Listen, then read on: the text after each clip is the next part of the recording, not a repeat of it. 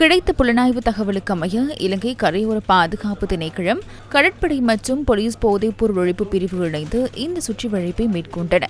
சந்தேக நபர்களிடம் முன்னெடுக்கப்பட்ட விசாரணைகளை தொடர்ந்து இந்த கடத்தலுடன் தொடர்புடையதாக கூறப்படும் மேலும் ஒரு சந்தேக நபர் கார் ஒன்றுடன் கைது செய்யப்பட்டுள்ளார்.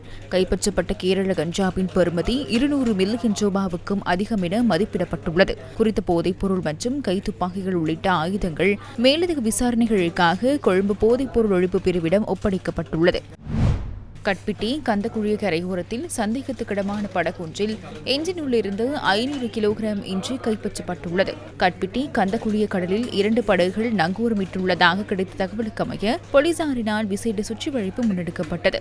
படகொன்றின் உதவியுடன் போலீசார் கடற்பிராந்தியத்துக்கு சென்ற சந்தர்ப்பத்தில் படகொன்று தப்பிச் சென்றுள்ளது. மற்றொரு படகில் சந்தேக நபர்கள் கந்தக்குழி பகுதிக்கு சென்று தப்பிச் சென்றுள்ளதாக போலீசார் தெரிவித்தனர். இதனையடுத்து பின்தொடர்ந்து சென்ற போலீசார் படகிலிருந்து பொதிகளில் மறைத்து வைக்கப்பட்டிருந்த 500 கிலோகிராம் இன்றியை கைப்பற்றினர்.